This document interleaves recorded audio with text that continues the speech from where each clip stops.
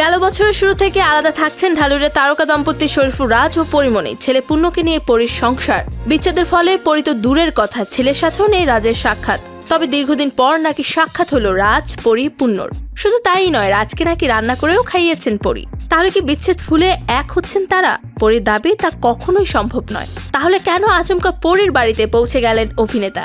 এই প্রসঙ্গে পরি বলেন, বিচ্ছেদ হওয়ার পর তার সঙ্গে রাজের দেখা হয়নি, কিন্তু হঠাৎ করে কিছুদিন আগে রাজ পরির বাসায় যায়। কারণ রাজের কিছু গুরুত্বপূর্ণ কাগজপত্র পরির বাসায় থেকে গিয়েছিল, তাই কয়েকজনকে সঙ্গে নিয়ে তার বাসায় কাগজপত্রগুলো আনতে গিয়েছিল।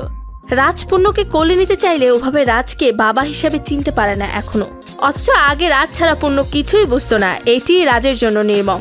এই দিন রাজকে রান্না করে খাইয়েছেন পরিমণি। তাহলে কি সম্পর্কের বরফ গলছে রাজ ও পরির মধ্যে? অভিনেত্রীর সাফ কথা, বরফ গলতেই পারত, কিন্তু সেটি চেষ্টা করেনি রাজ। এই শহরে অনেকেরই তো বিচ্ছেদ হয়েছে, হয় সন্তানকে ঘিরে। কি বিচ্ছেদের পরে বাবা মায়ের দেখা সাক্ষাৎ হয় না, কথা হয় না?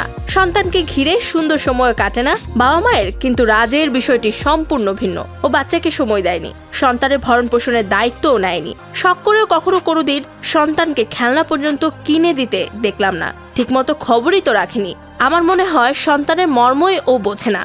এই নায়িকার মন্তব্য সব কথা শেষ কথা। রাজের সাফল্য আমার যায় আসে না, ব্যর্থতাতেও নয়। সে তো আমার জীবনের অতীত, সে এখন আমার কাছে ঘৃণার পাত্র। এদিকে ঘৃণা করলেও রাজকে সঠিকভাবে জীবনযাপনের পরামর্শ দিয়েছেন পরিমণি। কারণ সন্তানের বাবা হিসাবে তার কার্যকলাপের বিষয়টিও সন্তানের ওপর পড়ে।